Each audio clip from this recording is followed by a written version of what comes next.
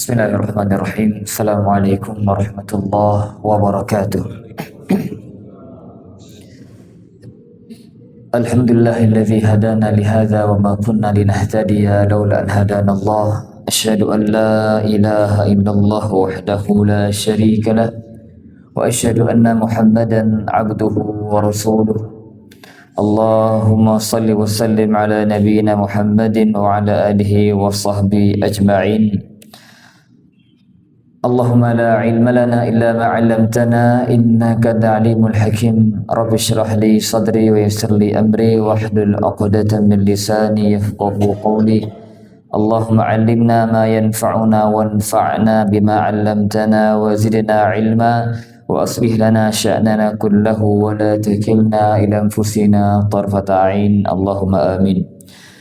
Jemaah kaum muslimin yang mudah-mudahan dirahmati dan diberkahi Allah Subhanahu wa taala. Alhamdulillah, puji dan syukur kita haturkan kepada Allah Subhanahu wa taala yang senantiasa mencurahkan kepada kita beragam kenikmatan yang tak terhingga. Semoga kita semuanya Allah mudahkan untuk menjadi hamba yang pandai bersyukur.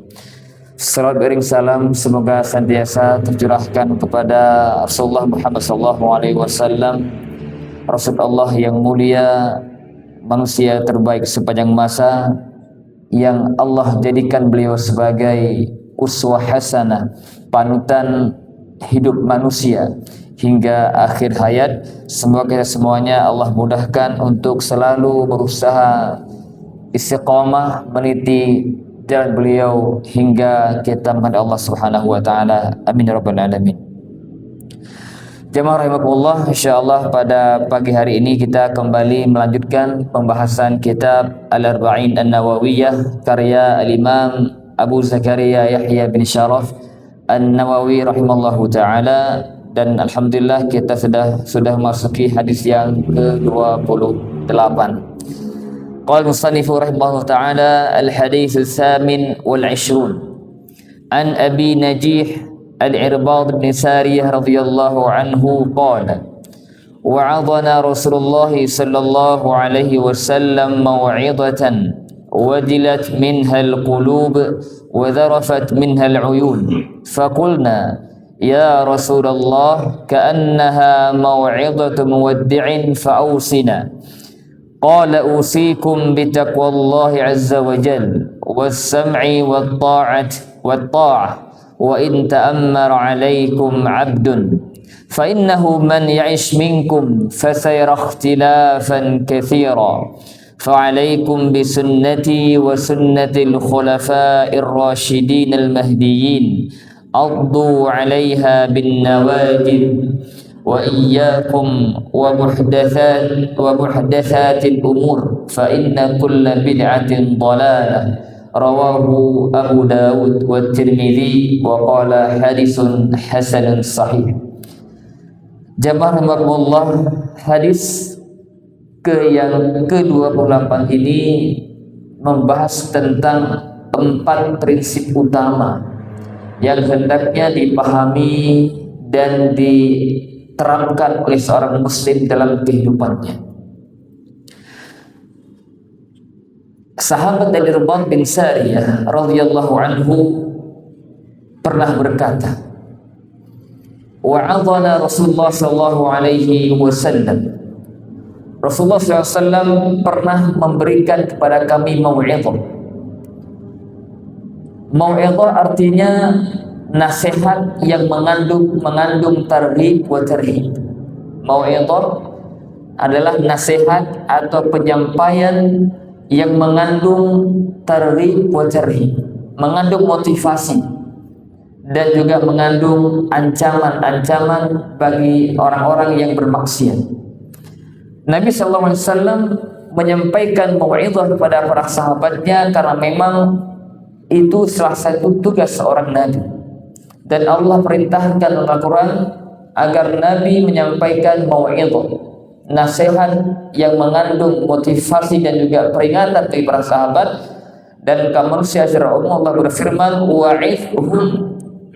wa'idhum wa qul lahum fi anfusihim qawlan baligha. Wahai Muhammad, berilah mau'izah kepada mereka Sampaikan kepada mereka mau'izah, pelajaran ataupun nasihat yang membekas di hati mereka. Allah yang berfirman, ud'u ila sabili rabbika bil hikmati wal mau'izatil hasanah wajadilhum billati hiya ahsan. Serulah manusia kepada jalan Tuhanmu dengan hikmah, dengan Al-Quran dan As-Sunnah, wal mau'izatil hasanah, dan dengan mau'izah yang baik, nasihat yang membekas, wajadilhum billati hiya ahsan, dan debat mereka, orang-orang yang perlu didebat dengan cara yang baik. Jadi menyampaikan mau'izah, menyampaikan nasihat merupakan salah satu tugas Nabi Sallallahu Alaihi Wasallam. Dan menyampaikan mau'izah jemaah sekalian dilakukan sesekali, tidak sering. Dan begitu Nabi SAW sampaikan, praktekkan, karena beliau menyampaikan mau'izah ini berbeda dengan ada khutbahnya, ya, ada pertemuan lainnya. Tapi untuk tausiah ataupun mau'izah ini tidak sering. Dikatakan bahwa Abi Wa'il radhiyallahu ta'ala pernah mengatakan kepada Ibnu Mas'ud, Abdullah bin Mas'ud, beliau biasa memberi mau'izah pada sahabat-sahabatnya itu setiap hari Kamis, jadi sepekan sekali. Abi Wa'il mengatakan, ya Aba Abdurrahman, lawadittu annaka wa'attana kulla yawmin. Wahai Aba Abdurrahman, ini kunyah Ibnu Mas'ud, wahai Aba Abdurrahman, kami sangat suka seandainya engkau memberikan kami nasihat setiap hari. Ini saya semaknya para muridnya Ibnu Mas'ud, ya, pengen setiap hari kasih mau'izah pada mereka. Ibnu Mas'ud mengatakan, ma yamna'uni dzalika illa karahata an umillakum. Tidak ada yang menghalangiku untuk menyampaikan mau'izah setiap hari selain saya takut atau saya tidak suka membuat kalian bosan. Wa kana Nabi sallallahu alaihi wasallam yatahawwalna bil mau'izah makhafata as-samat. Beliau mengatakan, dan Nabi SAW dahulu beliau menyampaikan mau'izah pada waktu-waktu tertentu, tidak rutin. Kenapa? Khawatir membuat kami bosan. Ini faedah pertama dari sini, bahwa menyampaikan mau'izah itu sesekali, tidak rutin. Begitu praktek Nabi SAW dan juga praktek para sahabat. Kemudian Al-Irmad bin Sariyah menyifati bahwa mau'izah Nabi ini dengan 3 sifat. Mau'izatan wajilan minhal qulub, disebutkan mau'izatan balighatan, mau'izah yang sangat dahsyat, yang sangat berkesan, dengan bahasa yang sangat indah, singkat, dan mengandung faedah yang sangat dalam. Itu balagh.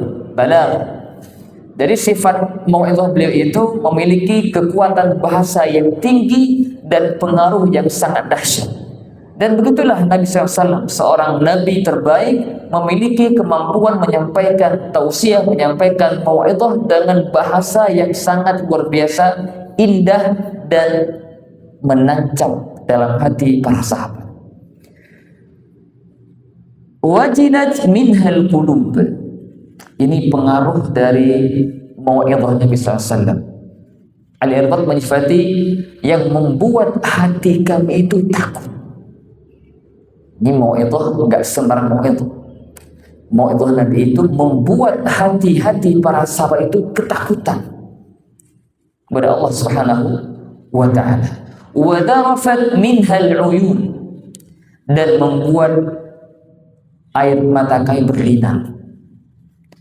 Dan ini salah satu indikasi bahwa betapa mau'izah Nabi sallallahu alaihi wasallam itu begitu berkesan atau mengena hati para sahabat sehingga membuat mereka takut dan air mata berlinang. Dan begitulah sifat seorang mukmin yang sempurna. Allah kabarkan di banyak ayat tentang ini. Di antara Allah berfirman di Surat Al-Anfal, "Innamal mu'minuna alladzina idza dzukirallah wajilat qulubuhum wa idza tuliyat 'alaihim ayatuhu zadatuhum imana." Sesungguhnya orang-orang beriman yang sempurna imannya itu adalah orang-orang yang apabila dzikirallah, dia ingat Allah, disampaikan tentang Allah, tentang azab Allah, tentang janji Allah, wajilat qulubuhum, hati mereka takut. Ini sifat orang beriman. Wa idza tuliyat 'alaihim ayatuhu zadatuhum imana. Apabila ayat-ayat Allah dibacakan kepada mereka, iman mereka bertambah. Ini efek dari mengingat Allah dan mendengar firman Allah Subhanahu wa ta'ala. Kemudian ketika saya itu beliau mengatakan, "Faqulna," kami berkata, "Ya Rasulullah, ka'annaha mau'izatu muwaddi'in fa'awsina." Ya Rasulullah, seakan-akan ini mau'izah orang yang akan berpisah. Mau'izah yang Nabi sampaikan itu tidak disebutkan dalam riwayat manapun apa isinya. Cuma Al-Irbad menyatakan bahwa mau'izah itu membuat hati mereka takut, air mata mereka berlinang. Dan para sahabat memahami bahwa mau'izah tersebut seakan-akan seperti mau'izah orang yang akan berpisah dengan mereka. Kata para ulama, dari mana mereka tahu? Ada yang mengatakan bisa jadi ini mau'izah yang beliau sampaikan agak berbeda dengan mau'izah biasanya. Atau memang dalam mau'izah itu ada kata-kata atau kalimat yang mengisyaratkan bahwa beliau memang tak lama lagi akan berpisah dengan mereka yang akan wafat. Sebagaimana beliau pernah berkhutbah di Haji Wada'. Beliau mengatakan di tengah-tengah perkumpulan para sahabat, beliau mengatakan, "La'alli la alqakum ba'da amikum hadza." Bisa jadi aku tidak lagi berjumpa dengan kalian setelah tahun ini. Ini tidak isyarat bahwa tidak lama lagi Nabi akan wafat. Dan di sini para ulama mengatakan bisa jadi dalam mau'izah yang luar biasa ini ada isyarat, ada kata-kata yang menunjukkan bahwa Nabi akan berpisah dengan mereka, sehingga para sahabat memahami demikian, akhirnya menjadikan ini kesempatan, momentum untuk minta tambahan wasiat. Karena biasanya orang yang akan berpisah ya akan memberikan wasiat yang terbaik. Ya, orang yang akan berpisah dia akan berusaha untuk mengeluarkan apa yang ada dalam hatinya itu yang terbaik, yang terpenting. Ya, maka biasa orang yang sudah mau wafat, apa pesannya yang pertama demikian ada wasiat ya. Karena penting nih, karena mau meninggal dunia, sehingga sampaikan apa yang penting ditunaikan, apa yang penting dilaksanakan disampaikan. Nah, Al-Irbad mengatakan, kami berkata, ya Rasulullah, seakan-akan ini mau'izah orang yang berpisah. Ya, disebutkan sebuah hadis, "Idza shallaita fasalli salatan muwaddi'."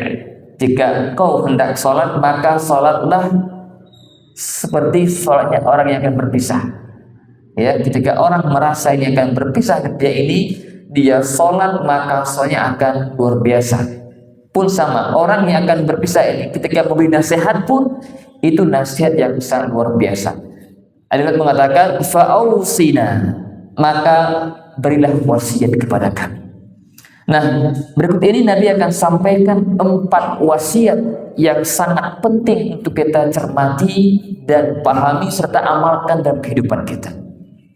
Karena ini wasiat yang sangat penting, karena beliau menyampaikan ini setelah sahabat mendengar mau'izah beliau sangat dahsyat, sampai mereka menyatakan seakan-akan ini mau'izah orang yang berpisah. Maka Nabi menyebutkan beberapa wasiat yang sangat penting untuk kita renungi. Beliau bersabda, usikum bitaqwallahi azza wa jalla. Saya menasihati kalian agar bertakwa kepada Allah azza wa jalla. Dan ini wasiat yang sangat urgen, yang sangat penting, yang sangat luar biasa. Dan wasiat takwa ini mencakup segala bentuk kebaikan. Oleh karena itu, wasiat takwa adalah wasiat Allah kepada seluruh manusia. Allah berfirman surah An-Nisa, "Wa laqad wassayna alladziina utul kitaba min qablikum wa iyyakum an ittaqullah." Dan sungguh kami telah wasiatkan kalian atau orang-orang sebelum kalian dan juga kalian hai Muhammad an ittaqullah, agar kalian bertakwa kepada Allah. Dan ini juga pesan para nabi kepada kaum mereka. Juga ini pesan-pesan para sahabat di antara mereka. Intinya wasiat takwa ini wasiat yang sangat penting bagi kita dan baik kepada kita. Selevel para sahabat yang semua kita menyadari bahwa sahabat itu generasi yang sangat luar biasa, diakui keimanannya, diakui amalnya, diakui kejujuran niat mereka dalam beramal. Begitu sangat takutnya mereka pada Allah Subhanahu wa taala, tapi wasiat Nabi kepada mereka agar mereka bertakwa kepada Allah Subhanahu wa taala. Jadi wasiat takwa ini bukan disampaikan pada orang-orang yang ahli maksiat saja, bukan. Kita semuanya membutuhkan nasihat takwa. Bahkan Allah Ta'ala mewasiatkan nabinya, memerintahkan nabinya untuk bertakwa. Allah berfirman, "Ya ayyuhan nabiyyu taqillah." Wahai nabi, bertakwalah kepada Allah. Ini menunjukkan bahwa wasiat takwa, perintah yang sangat penting. Maka dalam ayat banyak sekali firman Allah, "Ya ayyuhalladzina amanu ittaqullah, ya ayyuhan nas ittaqu rabbakum." Ya, ini menunjukkan pentingnya takwa. Apa itu takwa? Takwa secara singkat dan sederhana menjadikan benteng, perisai antara kita dan apa yang kita takuti. Artinya kita takut kepada Allah, takut pada azab Allah, takut pada neraka, maka kita bertakwa. Artinya kita membuat benteng antara kita dan azab Allah Subhanahu wa taala. Apa itu benteng dimaksud kata para ulama? Fi'lul awamir wajtinabu an-nawahi, atau fi'il ma'mur wajtinabul mahdur. Melaksanakan segala perintah Allah dan menjauhi semua larangan. Itulah takwa. Ketika seorang hamba melakukan apa yang Allah perintahkan, menjauhi apa yang Allah larang, maka dia sedang berada di jalan takwa. Dan takwa itu merupakan bekal terbaik seorang hamba. Kita semuanya akan kembali kepada Allah Sang Pencipta. Dan itu suatu kepastian. Dan tentunya perjalanan kita menuju tempat kembali kita panjang dan berliku. Dan kita butuh bekal. Butuh bekal. Sebagaimana orang musafir butuh bekal, kita pun butuh bekal untuk kembali kepada Allah Subhanahu wa taala. Nah, bekal yang terbaik itu bukan harta yang banyak, bukan jabatan yang tinggi, bukan ABCD yang berkaitan dengan dunia. Justru bekal terbaik kita untuk kembali kepada Allah adalah takwa. Makanya Allah tegaskan, "Wa tazawwadu." Berbekallah kalian. Ini mencakup bekal dalam hidup di dunia. Tapi ingat, fa inna khairaz zadi at-taqwa. Sungguhnya bekal terbaik kalian itu adalah bekal takwa. Jadi ketika kita sedang bertakwa atau melaksanakan perintah Allah dan Rasulnya, meninggalkan larangan Allah dan Rasulnya, itu hakikatnya kita sedang berbekal, mempersiapkan bekal untuk kembali kepada Allah Subhanahu wa ta'ala. Makanya seorang ulama namanya Ibnu Mu'tad kalau nggak salah, beliau menyebutkan dalam sebuah bait syairnya, khalidz dzunuba saghiraha wa kabiraha dzaka at-tuqa wasna kamashin fawqa al-ardi syauqi yahdharu ma yara la tahkiranna saghiratan fa idal jibala min al-hasa. Tinggalkan dosa baik yang kecil maupun yang besar, itulah takwa. Wasna kamashin fawqa al-ardi syauqi, bersikaplah seperti orang yang berjalan di atas jalan yang penuh onak duri. Yahdharu ma yara, pasti dia akan berhati-hati terhadap duri yang ada di jalan. La tahkiranna saghiratan fa inal jibala minal hasa, jangan kau remehkan dosa kecil, karena gunung yang tinggi itu adalah kumpulan dari bebatuan atau kerikil. Ini dalam makna takwa itu meninggalkan hal-hal yang Allah murkai, yang Allah larang, itu takwa. Jadi takwa gabungan dari perintah Allah, melaksanakan perintah Allah dan meninggalkan larangannya. Ini wasiat pertama yang hendaknya kita pahami dan kita berusaha untuk mengamalkannya dan menjadi hamba Allah yang bertakwa. Kemudian wasiat yang kedua, was-sam'i wat-ta'ati, dan aku wasiatkan kalian juga agar mendengar dan taat kepada pemimpin kalian.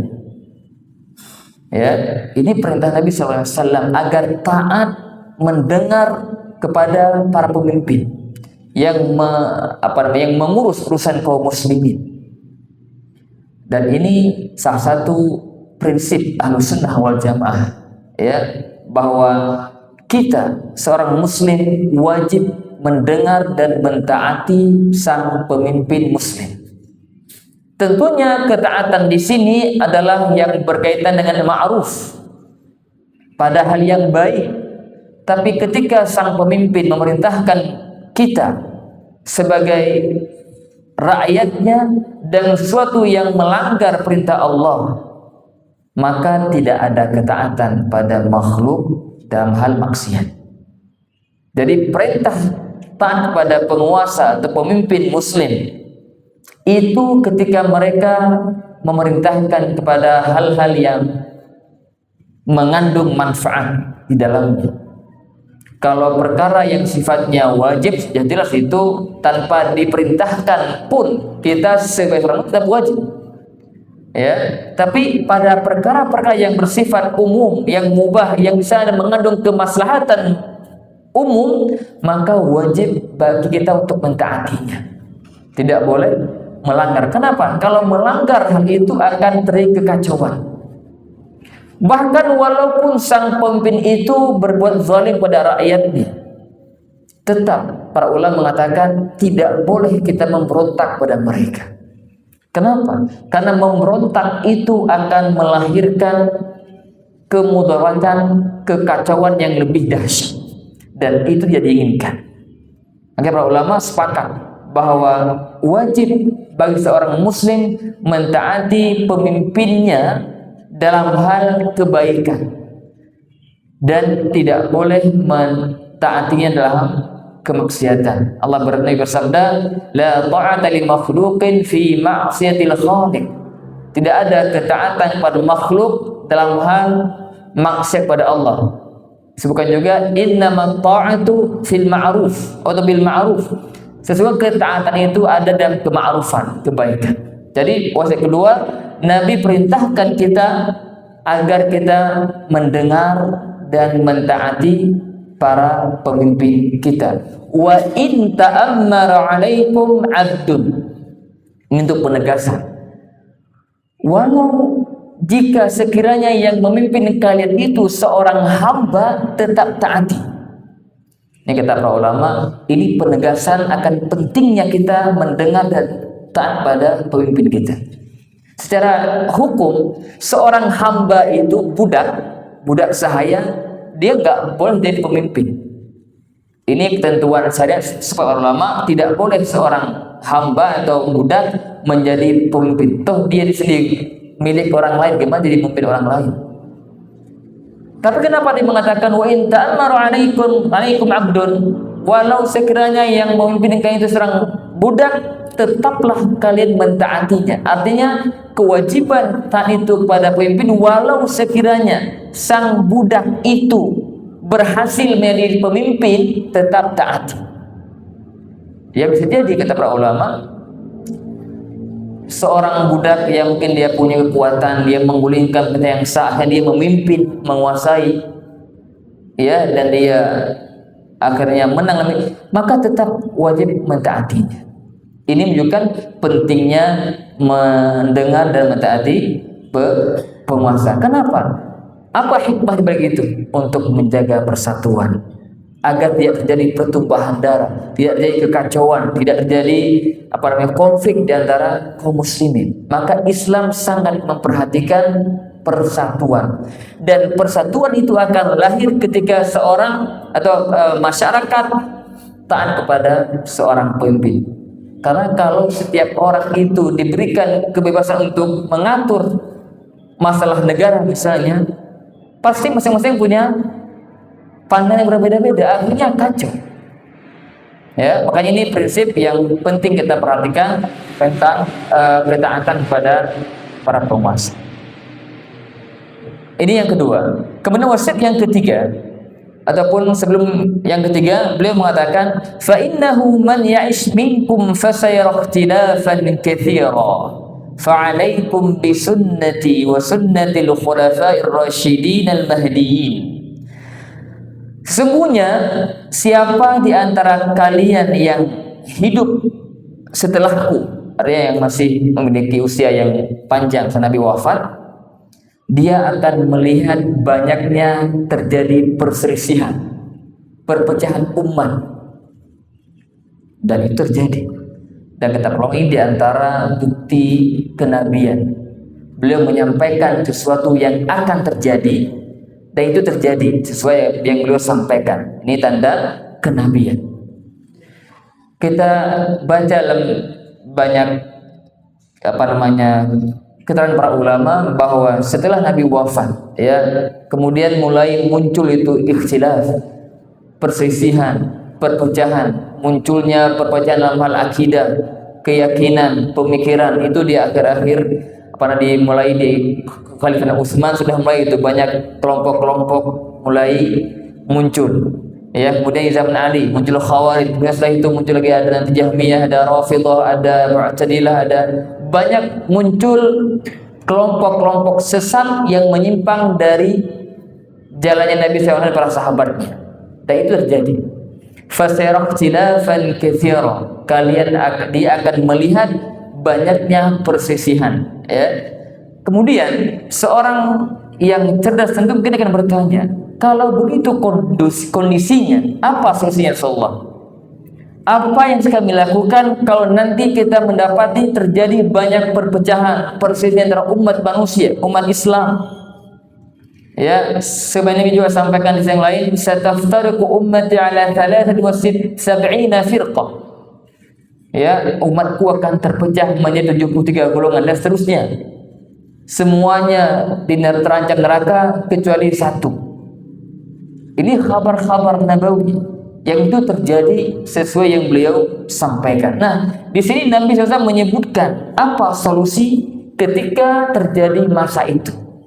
Walaupun para sahabat tidak bertanya tentang apa solusinya, apa yang harus kami kerjakan, tapi Nabi langsung menyampaikan, kalau terjadi khilaf, terjadi perpecahan, terjadi perselisihan yang dahsyat di tengah-tengah kaum muslimin, maka solusinya fa'alaikum bisunnati, maka hendaklah kalian berpegang teguh dengan sunnah.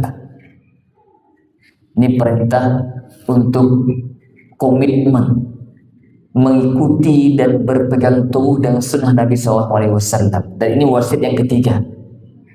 Pertama wasiat takwa, kemudian wasiat kepada para penguasa muslim.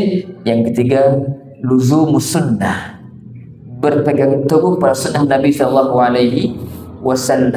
wa sunnatil khulafa'ir rasyidin al-mahdiyyin, dan sunnahnya para khalifahku yang mereka mendapat petunjuk dalam memimpin, yaitu Abu Bakar, Umar, Utsman dan Ali. Ini 4 khulafaur rasyidin yang mereka rasyidun, artinya mereka mengetahui, berilmu dan mengamalkan ilmunya sehingga mereka mendapat hidayah mahdiin dalam mengemban amanah kekhilafahannya. Jadi wasiat yang ketiga jamaah sekalian sangat penting untuk kita pahami.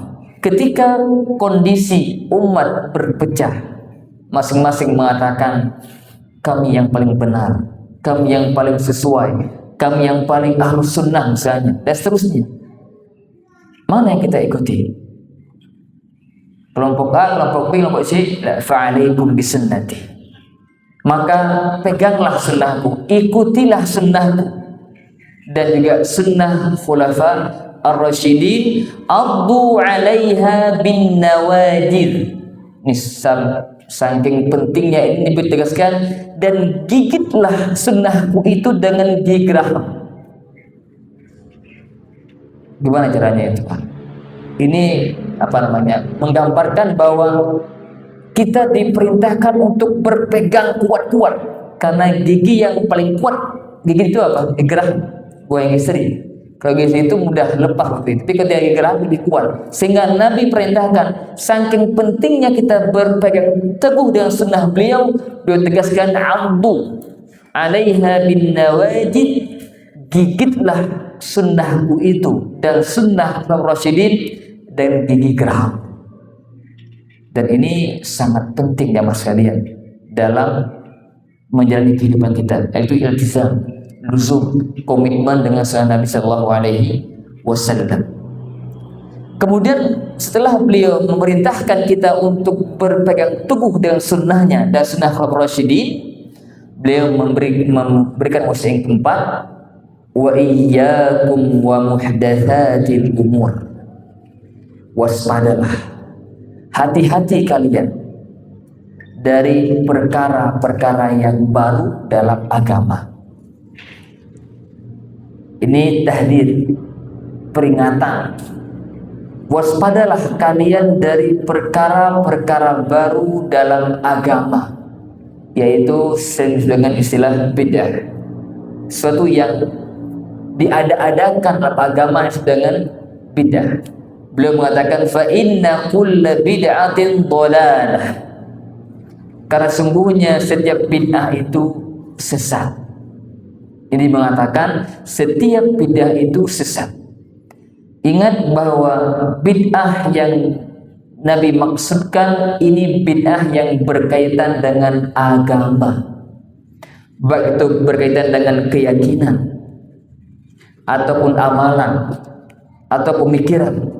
Artinya bid'ah itu sesuatu yang diada-adakan, yang tidak ada tuntunan atau tidak ada dasar di Nabi SAW, baik itu berkaitan dengan keyakinan, akidah keyakinan maupun amalan.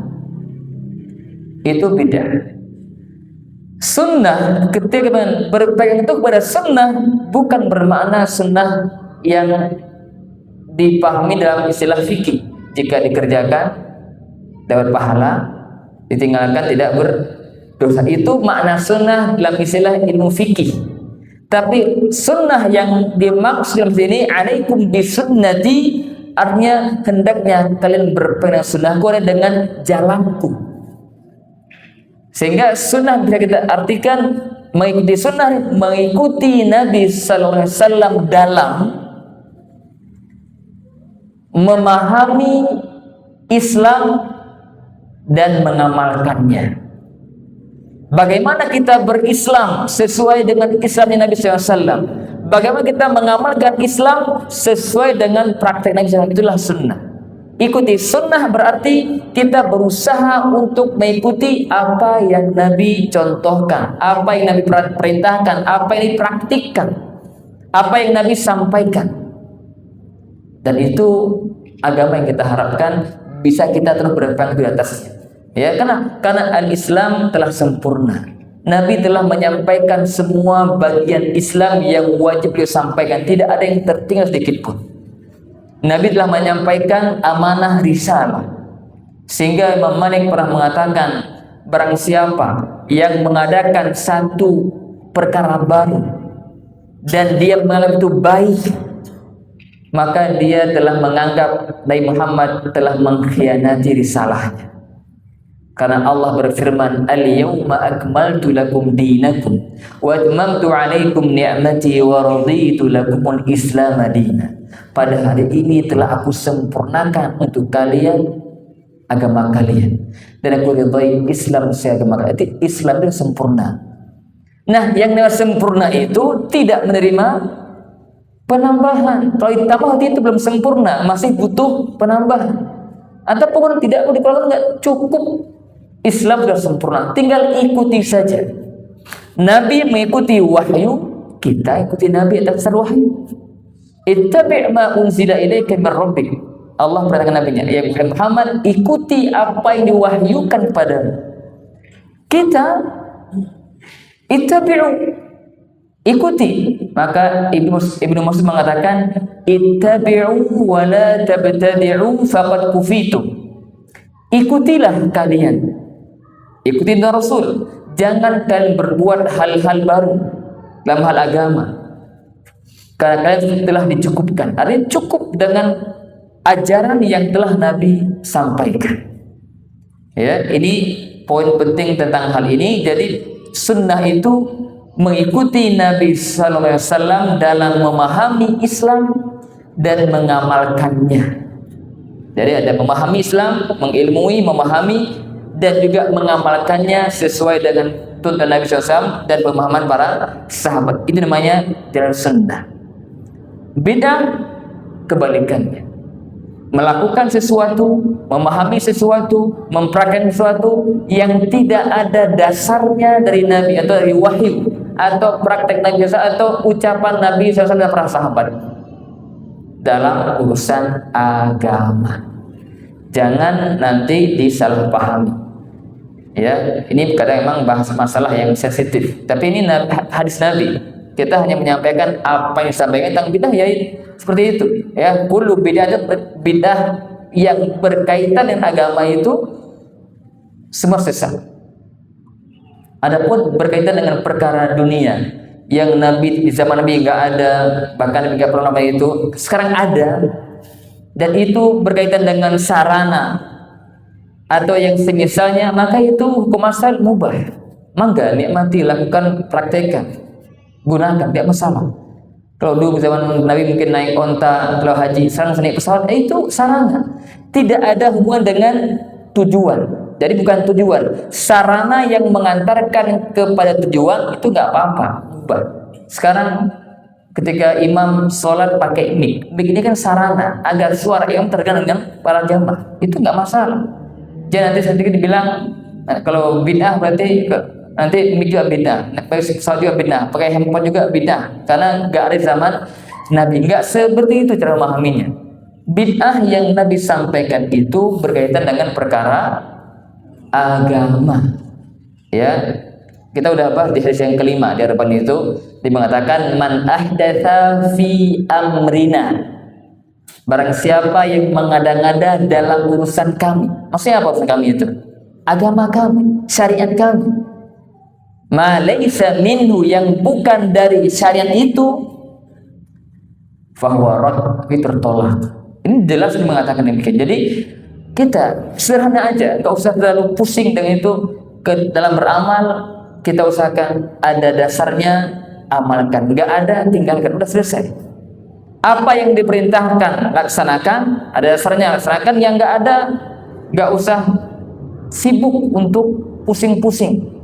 Ya, makanya ini penting wasiat yang luar biasa ini. Nabi mewasiatkan agar kita melazimi sunnahnya dan waspada dari perkara bid'ah. Kenapa? Karena perbuatan bid'ah itu akan menjadi sebab perpecahan. Mengikuti sunnah itulah yang menjadi sebab persatuan. Di zaman Nabi SAW, mau kaum muslimin bersatu di atas sunnah Nabi SAW, tapi setelah itu mulai jadi perpecahan. Kenapa? Karena muncul orang-orang yang mencoba untuk menyimpang dari ajaran yang benar. Maka ingatlah pesan Nabi Sallam agar kita senantiasa berusaha berpegang teguh pada sunnah Nabi Sallallahu Alaihi Wasallam. Jadi yang sekalian, secara umum saya sampaikan beberapa faedah ringkas dari hadis kita hari ini. Yang pertama, istihbabul mau'izati wa tadhkir fi ba'd al-ahyan. Dianjurkan untuk menyampaikan mau'izah di waktu-waktu tertentu, terkadang.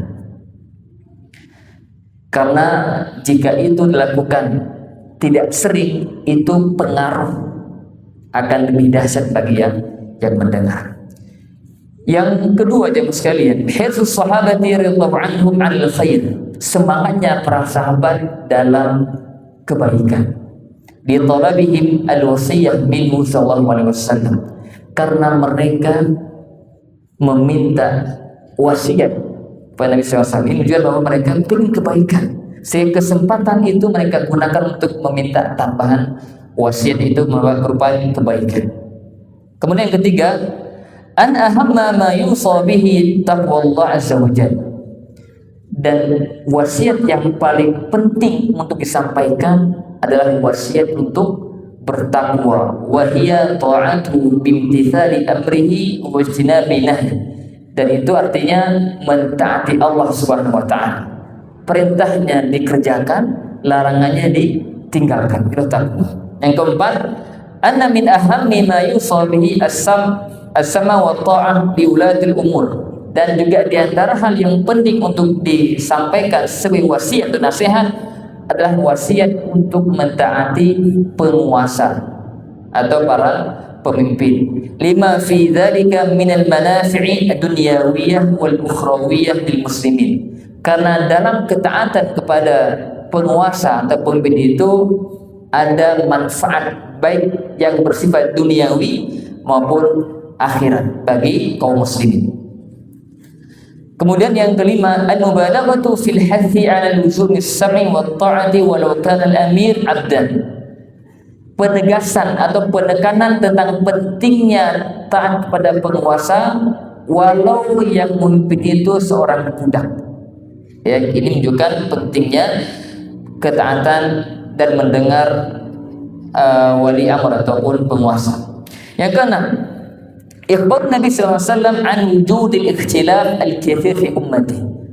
Nabi mengabarkan tentang adanya perselisihan, perpecahan yang banyak di umatnya. Dan kemudian husuluhu kama akhbara min dalail nubuwwah. Dan kemudian terjadi apa yang beliau kabarkan, dan ini diantara tanda-tanda kenabian. Kemudian yang ketujuh, anna tariqas salamati 'inda al-ikhtilaf fid din luzum sunnatihi wa sunnatul khulafa'ir rasyidin. Bahwasanya jalan keselamatan ketika terjadi perselisihan, perpecahan dalam beragama, dalam perkara agama adalah luzumus sunnati, berpegang teguh dengan sunnahnya dan sunnah para khulafa ar-rasyidin. Ini solusi yang ditawarkan agar kita selamat dari penyimpangan, selamat dari keterjatuhan dalam perpecahan yang tercela itu. Yang keenam, yang ke-8, bayanul fadl khulafa ar-rasyidin. Di sini ada penjelasan tentang keutamaan para khulafa ar-rasyidin. Karena apa? Karena Nabi perintahkan kita untuk mengikuti sunnah-sunnah mereka.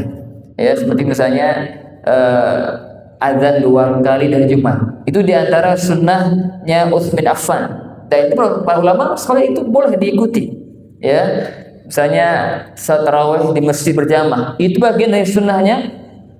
Artinya yang dimunculkan oleh Umar bin Khattab radhiyallahu anhu, dan itu sunnah diikuti. Ya. Dan yang lainnya. Kemudian berikutnya, yang 9, tahdziru min kulli ma uhditha fid din mimma lam yakun lahu aslun fi.